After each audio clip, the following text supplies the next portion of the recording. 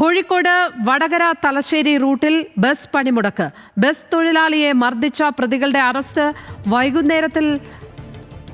വൈകുന്നതിൽ പ്രതിഷേധിച്ചാണ് ഇപ്പോൾ പണിമുടക്ക് തുടരുന്നത്. ഒരു പ്രതിയെ പോലീസ് ഇന്നലെ അറസ്റ്റ് ചെയ്തിരുന്നു. അനൽക സെയ്ദാണ് വിവരങ്ങളുമായി ചേരുന്നത്.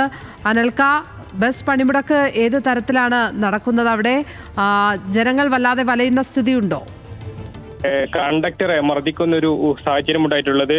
പെരിങ്ങത്തൂരിൽ വെച്ചിട്ടാണ് ഇത്തരത്തിൽ ബസ്സിൽ കയറി കണ്ടക്ടറെ മർദ്ദിച്ചിട്ടുള്ളത്. ആ ഘട്ടത്തിൽ തന്നെ ഈ ബസ് തൊഴിലാളികളെ, ബസ് ജീവനക്കാരിൽ നിന്ന് വലിയ രീതിയിൽ പ്രതിഷേധമുണ്ടായിരുന്നു. ഇന്നലെ അടക്കം ഈ ബസ് പണിമുടക്ക് നടത്തുകയും ചെയ്തിരുന്നു. അതിൽ ഈ കണ്ടക്ടറെ മർദ്ദിച്ച ഒരു പ്രതിയെ ഇന്നലെ പോലീസ് അറസ്റ്റ് ചെയ്യുകയും ചെയ്തിരുന്നു. എന്നാൽ ഇന്ന് ഈ ബസ് തൊഴിലാളികൾ ഉൾപ്പെടെ ഉന്നയിക്കുന്ന ആവശ്യം എന്ന് പറയുന്നത് കേസിൽ ആകെ 3 പ്രതികളാണുള്ളത്. ഈ ബാക്കിയുള്ള, അതായത് 1-ാം പ്രതി അറസ്റ്റ് ചെയ്ത് ബാക്കിയുള്ള 2 പ്രതികളെയും പെട്ടെന്ന് അറസ്റ്റ് ചെയ്യണം. ഈ അറസ്റ്റ് ചെയ്യുന്നതുമായി ബന്ധപ്പെട്ട് വൈകുന്നതിലാണ് ഇപ്പോൾ ഈ കോഴിക്കോട് കുറ്റ്യാടി, അതോടൊപ്പം തന്നെ നാദാപുരം റൂട്ടിലൊക്കെ തന്നെ ഈ ബസ് തൊഴിലാളികൾ പണിമുടക്കുന്നത്. ഇതുമായി ബന്ധപ്പെട്ട് പെട്ടെന്ന് പ്രഖ്യാപിച്ച പണിമുടക്കായിരുന്നു. ഇത് റൂട്ടിലൊക്കെ തന്നെ, അതായത് യാത്രക്കാർ ഉൾപ്പെടെ, വിദ്യാർത്ഥികൾ ഉൾപ്പെടെ വലയുന്ന ഒരു സാഹചര്യം ഉണ്ടായി.